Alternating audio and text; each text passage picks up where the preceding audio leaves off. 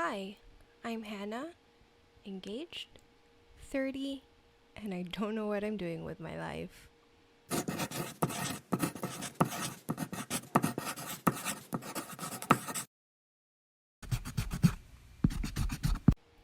Over the past months, my life started to fall apart. Okay, that might sound too dramatic, and I have countless of books under my belt to thank for that, but that is what I feel, and all feelings are valid, right? From the outside, I look like I have everything together. I've ticked most, if not all, of the boxes. Move into my own space, engaged to my long-term boyfriend, stable income, and I have the doggos of my dreams, even though honestly they can be a bit of a pain sometimes. So, why does it feel like something is missing? Or more accurately, why do I feel like something is missing? I think things began at the halt in my videos. Hindsight is 2020 as they say, so I didn't know it back then, and honestly I'm still in it, so everything isn't exactly 2020 right now, so who knows if that's when it actually began.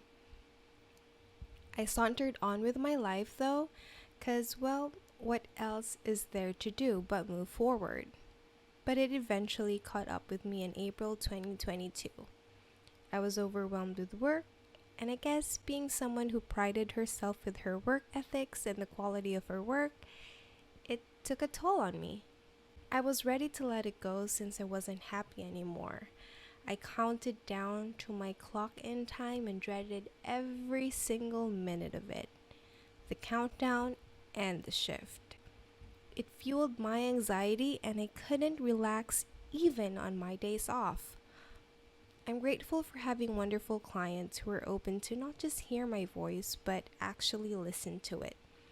They decided to transfer me over to a new department which they feel I would equally, if not more, excel at.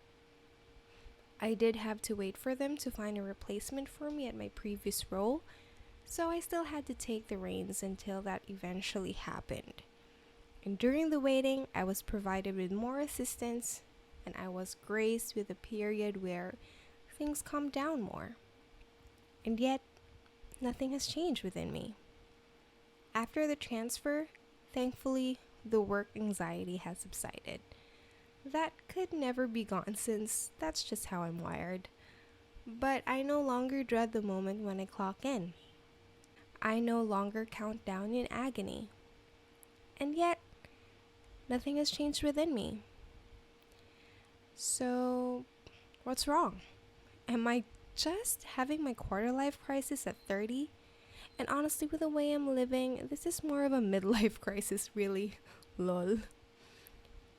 I couldn't see the Hannah that I know, and that honestly scares and saddens me. I haven't found things that excited me before exciting anymore. I feel like there are so many things that I want to do and get back to, and I just don't have the time. I would have made the time before. But now I couldn't even make time to make myself a decent meal, let alone revisiting old hobbies or cultivating new ones. And now I don't have work as my scapegoat anymore. So it's making me feel this way.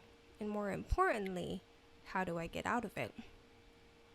I've come to realize that there is a possibility that I'm a goal and project oriented person.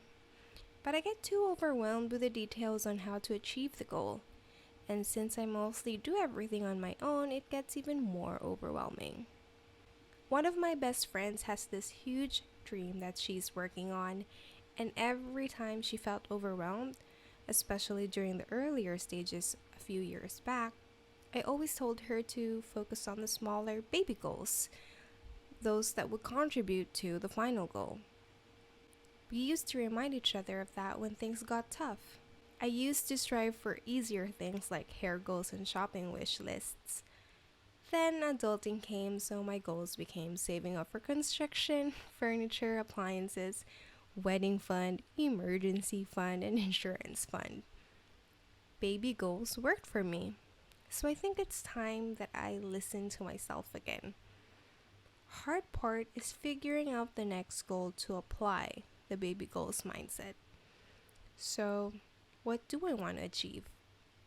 As cliche as it sounds, I want to find me, I want to know me, I want to prioritize me. And that starts with taking care of my space.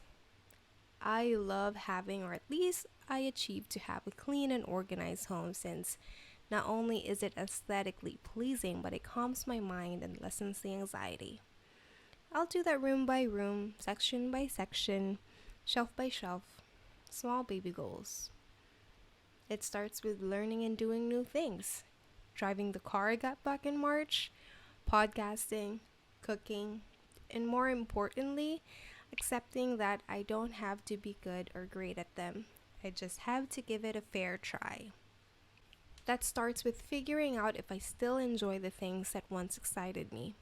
Reading books that I love, reading books in the genres that I loved, possibly cosplaying again, playing with makeup, doing more videos.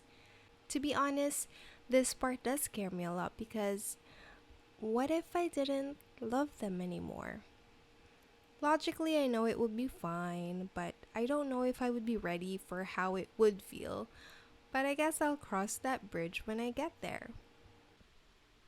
As for now, I've done what I can once I realized that I should start taking the reins in my personal life as I did in my work life. I made it a point to get out of the house at least once a week. I've been doing my best in ticking off my hair goals. I'm honestly pretty happy with how my home is, although I'm forever changing and adding things up, much to Louise's dismay. I've been more religious with my skincare. I've started my podcast with one of my best friends. I've made moves on my to be read or reread pile, and I've been doing more videos. I'm thrilled at what I have achieved so far, and I'm excited at the thought of being excited for life again. And I don't care that I'm rebooting at the age of 30.